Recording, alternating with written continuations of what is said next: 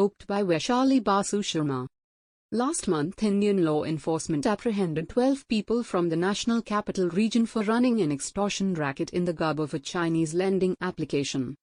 These loan rackets primarily operate via phone apps easily downloaded on the Google Play Store, offering easy loans with no paperwork. As low as a few thousand rupees, the loan app hacks the user's phone, steals all data and contacts, and begins a tormenting cycle as the representatives of the loan apps employ high-handed collection strategies.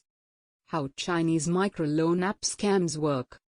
The popularity of these microcredit loan apps can be traced to pandemic-induced lockdowns and economic slowdown, which saw large-scale layoffs and pay cuts.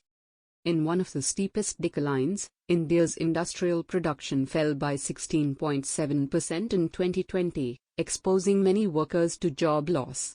The poorer sections of society felt the worst effects of this. Microcredit or small loan serves as indispensable supplementary loan for people lacking verifiable credit records or unqualified to get conventional bank loans. Marginalized by banks and other financial institutions, many became easy targets of fraud lenders.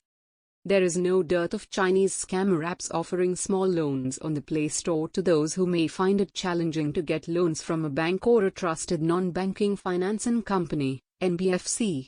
Thousands of unsuspecting Indians have fallen prey to illegal, unlicensed, and fraudulent lending apps from China. According to consulting firm Deloitte India, Chinese apps use gray areas of legislation. Through these apps, fraudsters target the low-income groups or the not-so-savvy financial people, wherein a smaller amount of money is lent. The modus operandi usually involves deduction of processing fees from the loan, combined with penalties, and at significantly higher interest rates in cases of delay in payments. People taking these loans did not understand the terms and conditions of the loans they were getting and were unaware of how incredibly high the interest rates were. Raise Cash, Cash Ray, Mobi Pocket, Infinity Cash, Credit Mango, CB Loan, Cash Tree, Minute Cash, Cash Lite, HDB Loan, Snapit Loan, Go Cash, and OK Cash are just a handful of hundreds of credit apps available for download on the Google Play Store. The popular ones had more than 1 million downloads within a few months of launch. These apps usually list a domain, but the web address does not open, and the reviews are almost all fake. Charging usurious interest rates, these Chinese loan apps use illegal and predatory practices to recover loans from their victims. They misuse users' data, photos, and contacts to blackmail them. The coercive collection practices have resulted in the loss of innocent lives. Dozens of victims who have availed of such scam loans have died of suicide under the pressure of financial stress and threats.